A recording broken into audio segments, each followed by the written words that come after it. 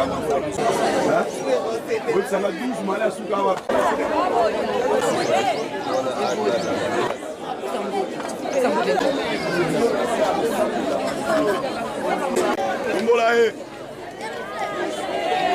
Ibrahim.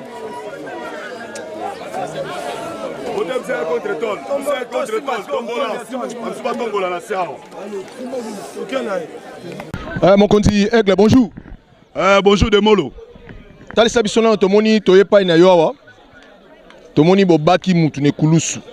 Awa eza place nini mon conti? Awa toza na Libulu na Avenue Makala na direction Croquet. Place oyo ele po to filmer ba mona ye na etando eke po ba ebake Jemi na Makala do sala musala na ye. Que ça soit population elingaka Jemi te po na nini baza ba responsable ya bakuluna. Po ba be. Na lobelo na langue nini na juif ou bien na Kikongo pongaza mongala mwana na Nzambe. To bengo mwana na Nzambe parce que Seigneur. Nzambe te. Mais na moni baba ki on ekulusu. Siko to bengo na parce qu'il y a un seul Dieu. O baba ki on ekulusu, c'est Jésus. Siko yo pe ba bengo Seigneur.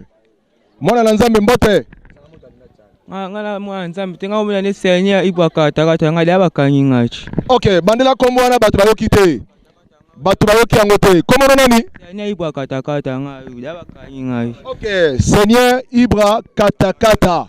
Donc cela veut dire que Aigle vraiment Jemi Kitoko, musala Kitoko na la police na ye. Bakango poni Seigneur. Na bena na sala bakanyi lingachi. Mabengo neti nini Seigneur? O nga sala kai. Neti nini par exemple? Na sala mabe makasichi. Na boto la watu na kata watu.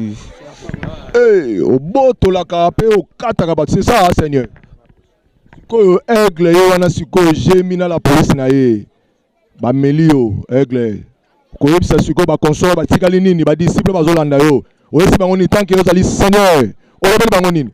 Ngaba kayanga na makamu na mo ba chika pe ama muna ba so ba kanga ba na makamu na banguchi.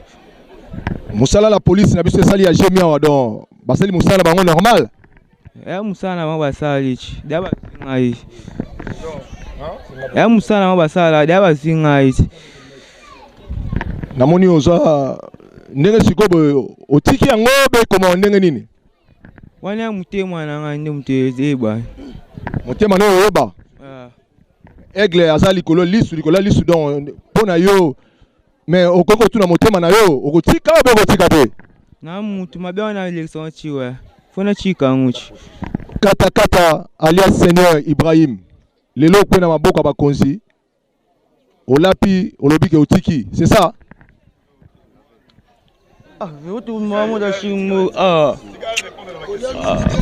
nalo basi watu masu wabashi ana chiki da mabe da mu kunja ya kanyi ngaichi inde mutu ya dike ngaichi.